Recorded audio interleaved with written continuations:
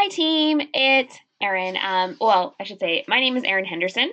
I am an executive with Jamberry Nails. I've been with Jamberry since November of 2013. I am here tonight to talk a little bit about batching. So this training is called Power in the Batch, and it's how to use batching techniques to help streamline your business. So I know sometimes people get really kind of bogged down in kind of the nitty gritty fine details of actually running their business from the back end. So I'm talking about like paperwork and like making hostess packets and all that kind of stuff. Because you've either made it too difficult or you just that's not really your thing. You don't really care to do that. So we're going to talk about kind of ways to kind of streamline this for you. So the first thing that we're going to talk about is batching in the terminology sense. So batching is a time management technique that's designed to maximize your concentration and minimize your distractions. Batch processing is the grouping of similar tasks that require similar resources in order to streamline their completion. There's a reference here that I kind of pulled these definitions from. And batching is also a term that's used in computer science. When I said batching to my husband, he went off on a computer engineer, software engineer thing that I didn't really understand. So if you do like Google batching, just be forewarned, you'll probably find a whole bunch of computery things. But basically, they mean the same thing. We're talking about batching as in actually doing things for your business in a time management sense. And computer people are talking about it in kind of a similar sense, except it has way less to do with what they actually do and actually what they teach computers to do. So we're going to talk about batching, we have to kind of touch on the idea of systems. Now, systems are really anything that you are doing for your business more than twice a month. Anything like that, you should have a system for. Now, when I first started with Jamberry, I kept noticing some of the leaders would talk about their systems. Do you have a system for this? Do you have a system for that? Do you have a follow-up system? Do you have a computer? Do you have a customer management system? Do you have a hostess system? Do you have, da da da da. It was systems. And I remember thinking to myself, that sounds like something nobody taught me, and I don't know what these ladies are talking about.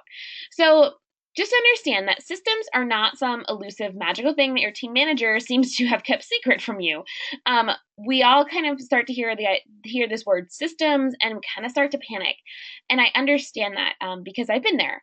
So one thing to recognize is that systems are just simply ways to organize the things that you're doing for your business, and especially the things you're doing more than 2 times per month, so that you can more easily operate on a daily basis.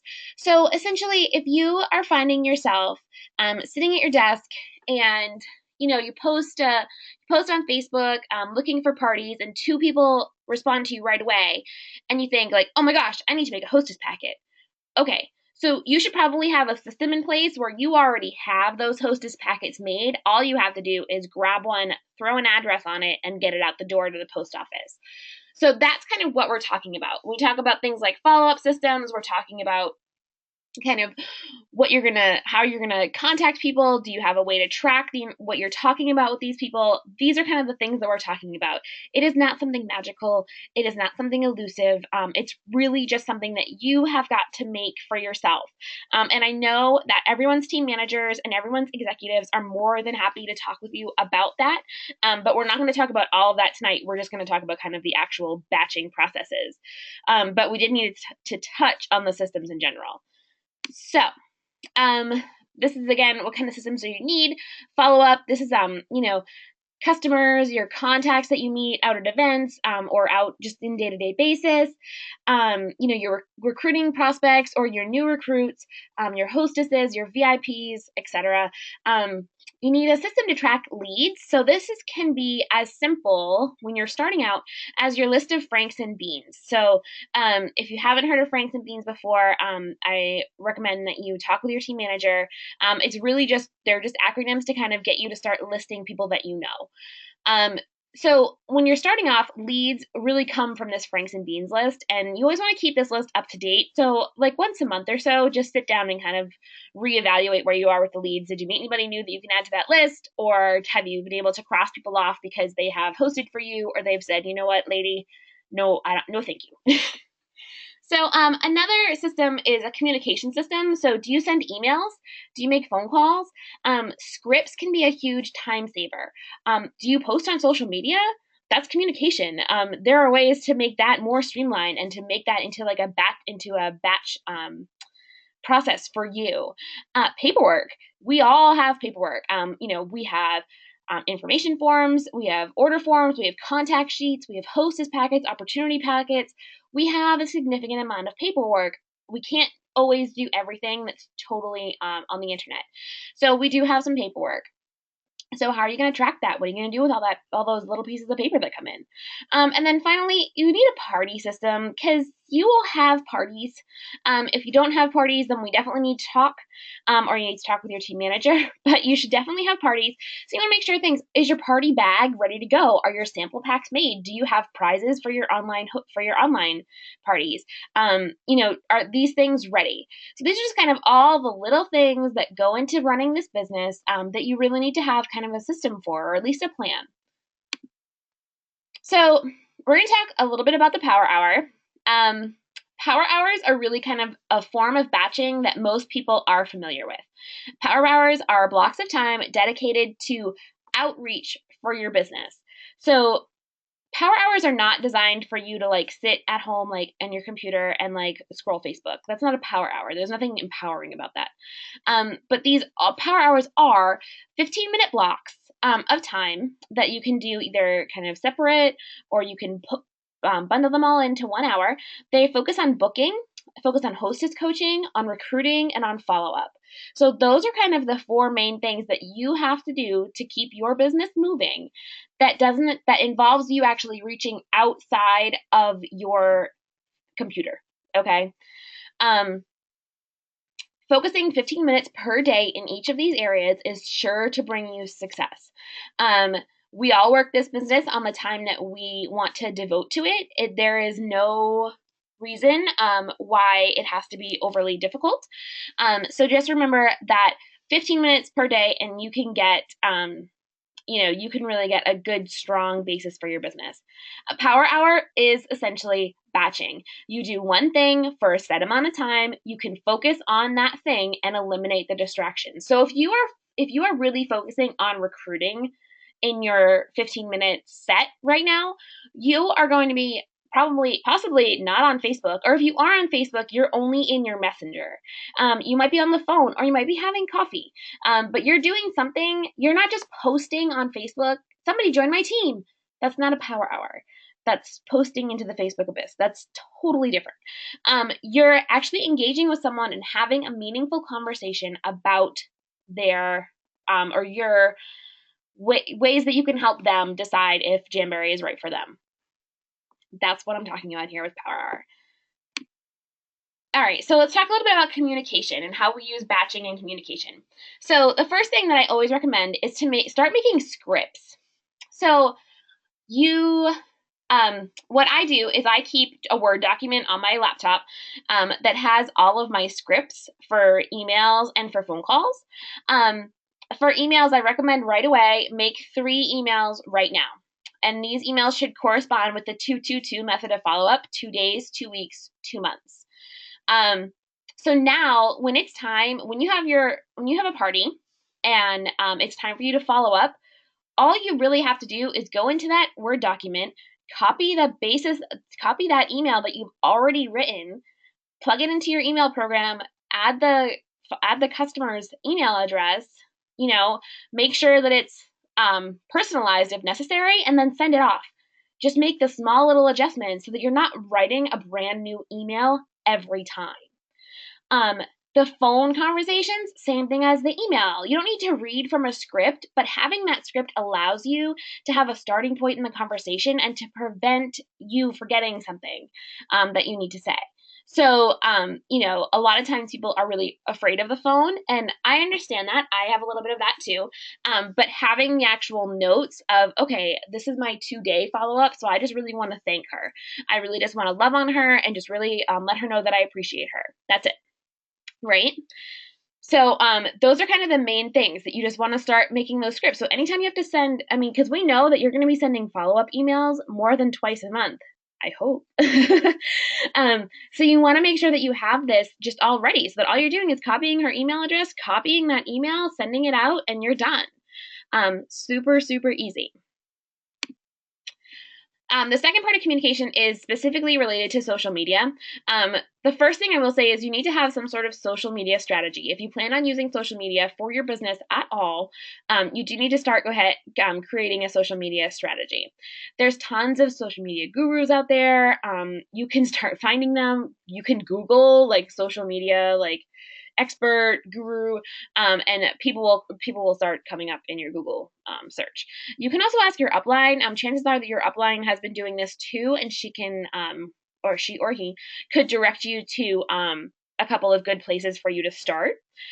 So once you have that strategy ready, it's going to make a world of difference to use some kind of post scheduler. So Tiny Torch, ScentShare, Hootsuite, and some others, they allow you to pre-schedule posts so that you don't so that you're not ever worried about forgetting to post in a party or forgetting to post in your VIP group.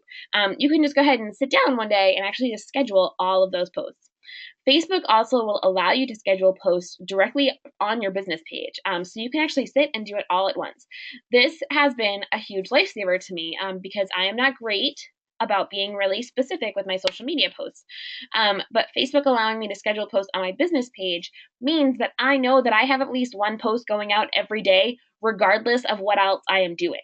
And that's really important because I don't have to worry about it then. I know that it's just done.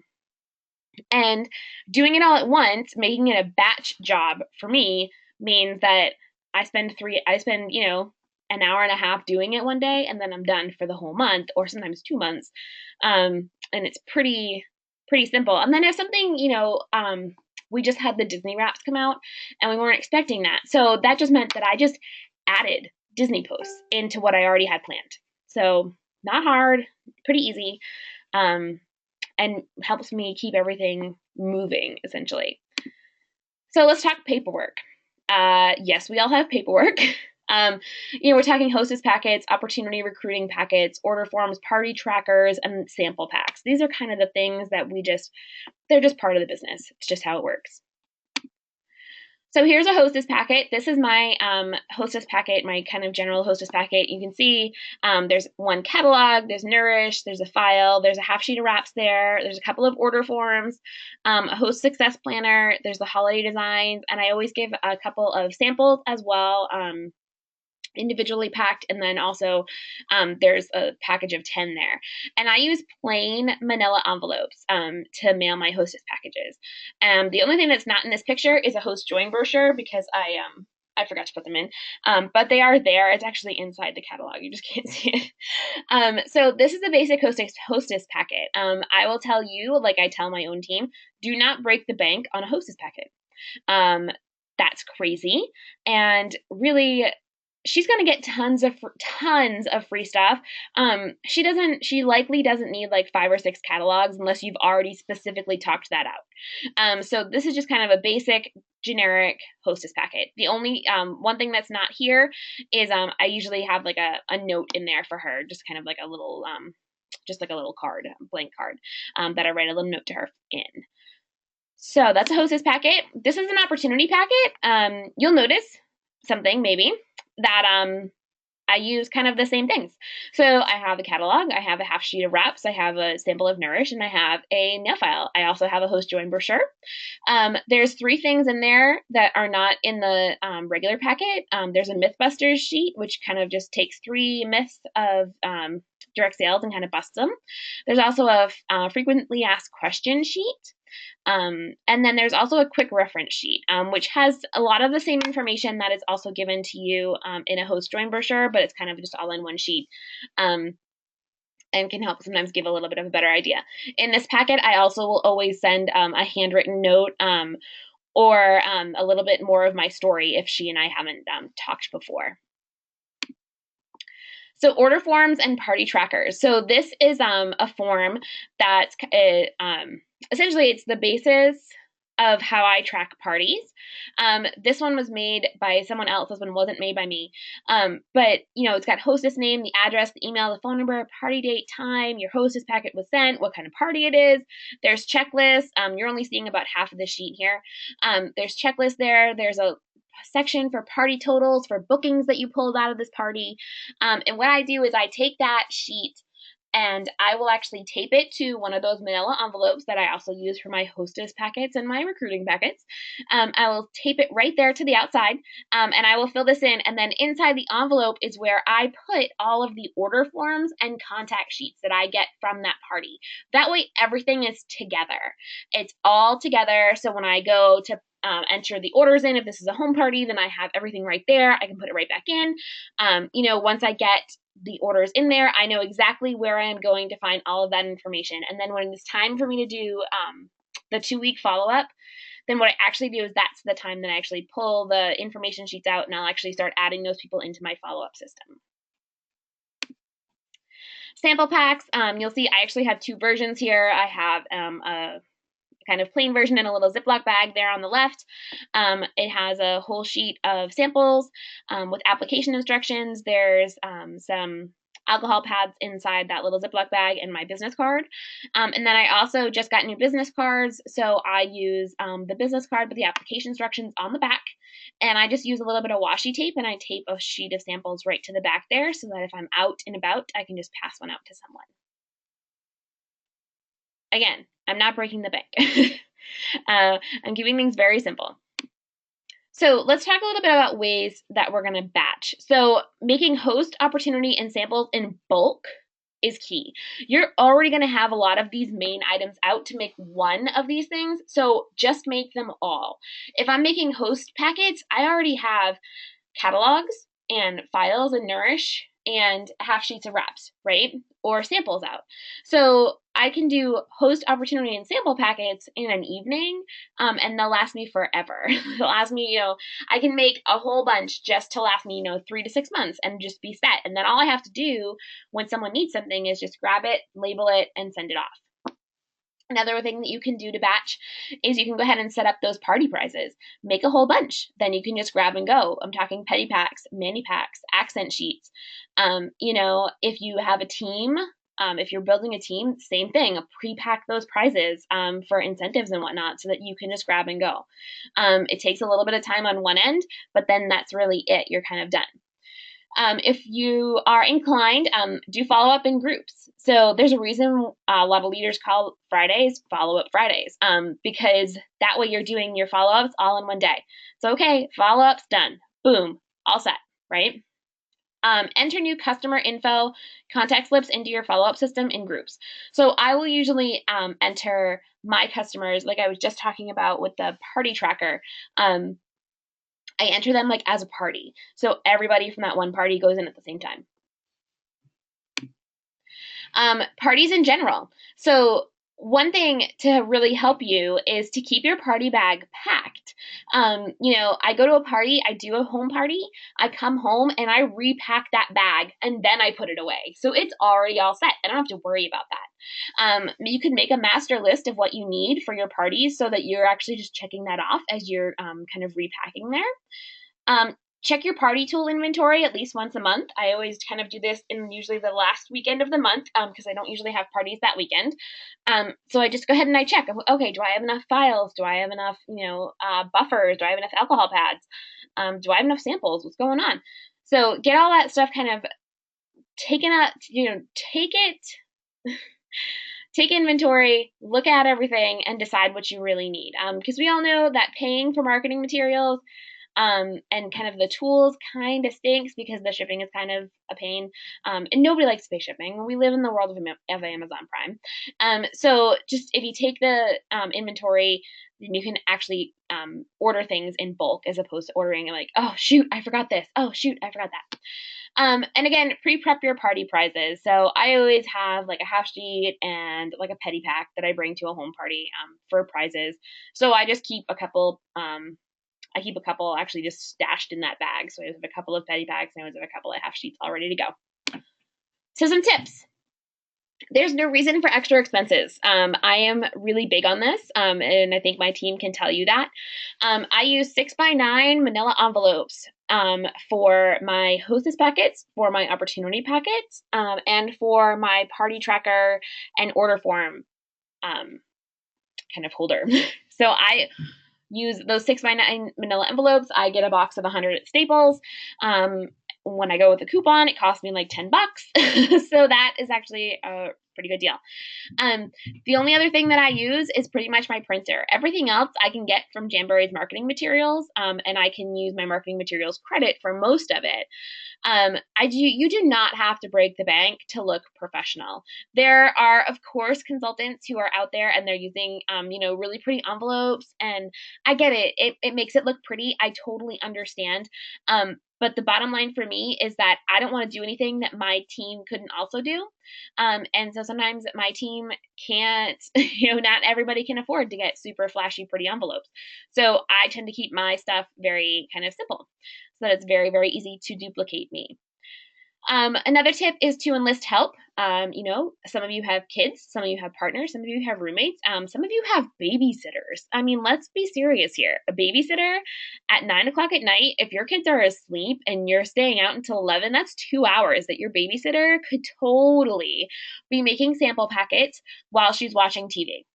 Absolutely. So enlist the help. You're paying her anyway to just sit there. So you might as well actually get a little bit of more work out of her. You also want to check out your team's Facebook page or their Dropbox or their Google Drive for forms like I've shown or something similar. There's really no need to recreate the wheel. So don't feel like, oh my gosh, she showed me that party planner and summary thing, but she didn't show me the whole thing. And oh my gosh, like, what am I going to do? I'm not going to know how to make it.